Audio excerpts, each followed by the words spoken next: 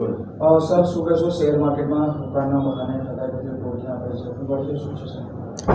વડોદરા શહેર cyber crime police station ખાતે 13/25ની FIR register કરવામાં આવેલ, જેમાં ફરિયાદીને ઇન્વેસ્ટમેન્ટના પ્રલોભન આપીને 13,70,000નું ટોટલ ફ્રોડ કરવામાં આવેલ, જે બાબતે અગાઉ 4 આરોપીઓ પકડાયેલ અને એમની પાસેથી 5.5 લાખ રૂપિયા, 20થી વધુ મોબાઈલ અને 25 પાસબુક કબજે કરવામાં આવેલ.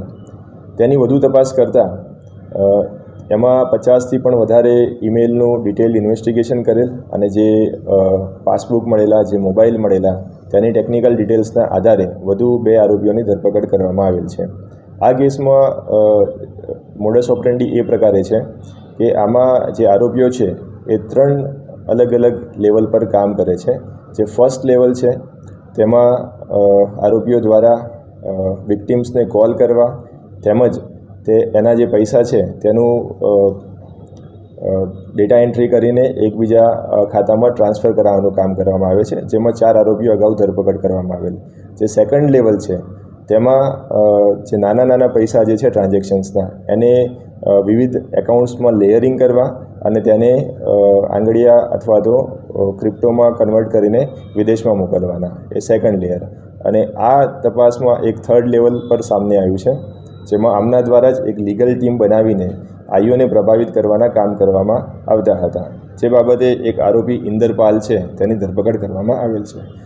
એની સાથે સાથે એમના જે ડિવાઇસીસ કબજે કર્યા છે, જે લેપટોપ છે, જે મોબાઈલ છે, તેમાંથી 25થી પણ વધારે ડ્રાફ્ટ લેટર્સ મળી આવેલ છે, જે વિવિધ એજન્સીઓ વિરુદ્ધ તેમજ જ્યુડિશરી વિરુદ્ધ આક્ષેપો કરતા ઈમેલ મળી આવેલ છે.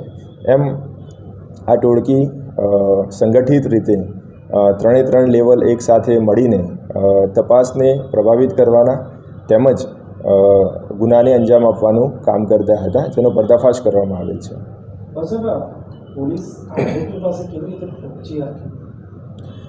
ટેકનિકલ અને હ્યુમન ઇન્ટેલિજન્સથી અને અગાઉ અમને જે પણ ડિવાઇસીસ કબજે કર્યા હતા તેમજ જે અમને 50થી પણ વધુ મેઇલ આઈડી આમાં મળી આવેલ, તે તમામનું ઇન્વેસ્ટિગેશન કરતાં અને તેની ઇન્ટરલિંકેજીસ ડેવલપ કરતાં આરોપીઓની ધરપકડ કરવામાં આવેલ છે.